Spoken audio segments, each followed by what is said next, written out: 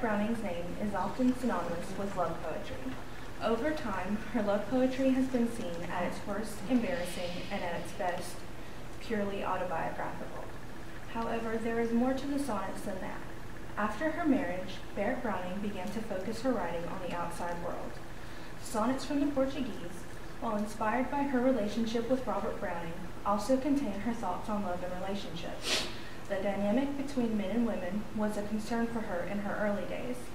In the sonnet, she takes the command of the conversation by using the male tradition to her advantage. She also cultivates a particular image of herself to help create the fictionalized events of the sonnets. Barrett Browning did produce poetry about the issues between the sexes long before her feminist work, Aurora Leigh. Two in particular from poems, A Man's Requirements and A Woman's Shortcomings, show that Barrett Browning was fully aware that women and men were treated differently, particularly in the areas of love and marriage. In Shortcomings, the narrator makes it clear that love will not come to women who do not commit themselves to one person, and that flirtation is not an acceptable replacement for love. However, in Requirements, the male narrator lists all of the many ways he insists his lover prove her love and dedication.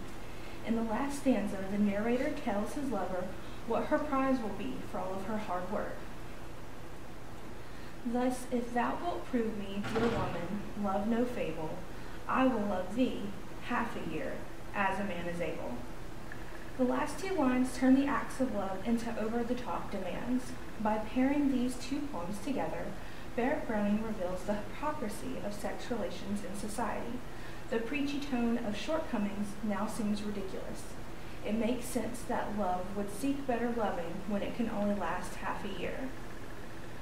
Barrett Browning was reluctant to marry because she realized that love and marriage were not always the same thing, and that in marriage, women often became subjects to their husbands.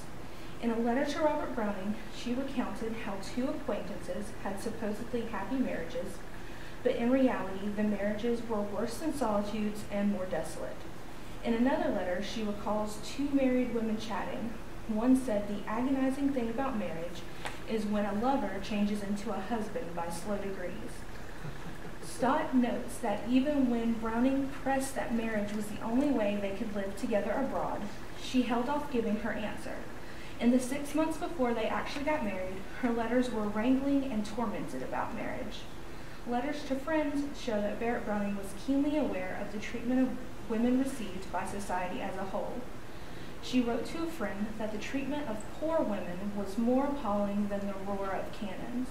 She recognized that the poor women in London lived as though in a war-torn country and not in the capital of the most powerful world in the country.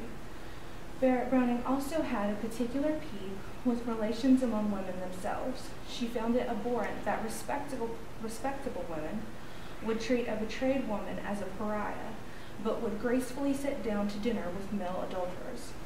She knew that there was a power structure in place that caused wrong and used women to be treated poorly, even by other women. When the poem Lord Walter's Wife was rejected for publication later in her life, she responded that because pure and prosperous women chose to ignore vice, miserable women suffer wrong by it everywhere. These letters show that Barrett Browning was clearly aware and concerned with the treatment of women, even before her personal liberation. Stott says, Barrett Browning's belief is that love is something to be analyzed. She coins the phrase thinking love as Barrett Browning's ideal version of love. In her analysis of Aurora Leigh, she notes that she questions the old ways of knowing love. This theory of love can be applied to the sonnets as well. One way Browning does this is by trying to take control of the conversation. In the first sonnet, love is personified as violently grabbing the narrator by the hair and speaking its presence to her. It begins their interaction. In the second sonnet, she describes that she was listening to her lover speak. Now the narrator is the one speaking. Another example would be in Sonnet 22, when the lovers are standing face to face. They are on equal ground. As they get closer and closer together, they become wrapped up in their own world. Abruptly, she says, think. She takes control of what they are doing. Instead of continuing into their deep, dear silence, she forces them to change the course. Stepping into a male love poetry tradition allows Barrett Browning to express what she thinks about her reactions to being in love. In Sonnet 10, the narrator stands transfigured, conscious of the new rays of light that proceed out of her face toward his. She is aware that she has been changed by love, but the sonnet focuses on her awareness and understanding of that change. Stevenson points out that for women poets, love is revealed by what they do rather than what they say.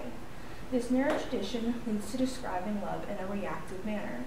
Reactions to happiness and love often lead to an erotic response. Victorian morality would frown upon and limit a woman from writing in such a manner. Reactions to prove love were then often expressed through displays of extreme anguish and despair at a lover's betrayal or death.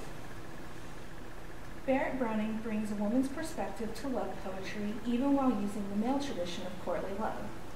She uses this particular trope because it serves her in different ways. The audience is familiar with this voice. They are used to the trope and know how the story goes. The unworthy speaker loves from a distance. It also reflected her personal situation. Her feelings of unworthiness mirror the narrator of this tradition. Using her relationship as inspiration serves two purposes. The first and most obvious is that her relationship with Browning was her experience with romantic love, and it had a tremendous impact on her life. The second is that her relationship as the focus, she was able to get some distance between her and her ideas on love. Like Browning's dramatic monologues, Barrett Browning's love sonnets enable her to have some space from her ideas. That is to say, the relationship at the forefront, her thoughts on love and relationships could stay out of the spotlight. By reading the sonnets as purely autobiographical, readers may assign these thoughts on love and relationships as specific to Barrett Browning's marriage and not her thoughts on these topics in general. Barrett Browning worked toward creating a certain public image of herself. Like Tennyson cultivating melancholy, she perpetuated a romantic image. She wanted to appear as a tragic figure. Stevenson notes that Barrett Browning often made vague and tantalizing references in prefaces and dedications that invited sentimental conjecture.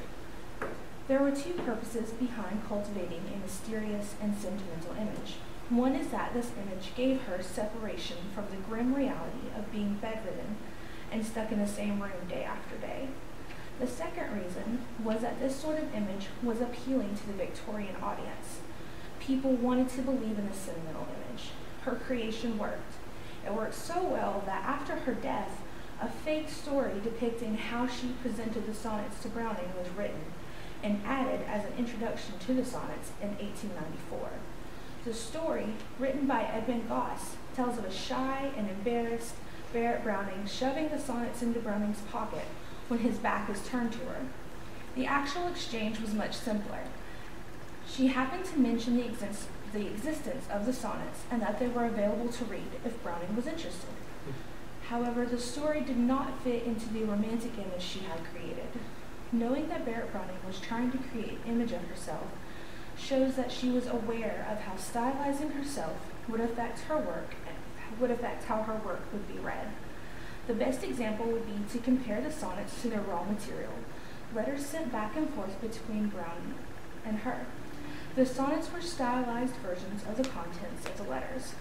Stevenson refers to it as Barrett Browning playing a role of herself. Wall and Stevenson both focus on the exchange of a lock of hair. Wall notes that in the letters there is a sexual tension that is not present in the sonnets. Stevenson points to Barrett Browning's coy response in the letter. She is fully aware of what she's being asked to surrender as a sign of this tension. However, both conclude that the exchange in the sonnets is much more chaste.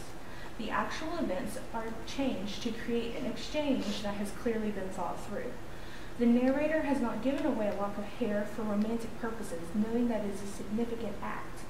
However, she says love is a justifiable reason to give up this lock of hair. Often, Elizabeth Barrett Browning's work is viewed in a dichotomy, political poetry and love poetry. Her political writing has long been viewed as her serious work, and love sonnets overlooked. Recent readings have revisited the sonnets from the Portuguese and have found deeper meanings than simple autobiography. My aim is not to separate her relationship from the sonnets, but to show that her political views on women and men in love and relationships are present in them.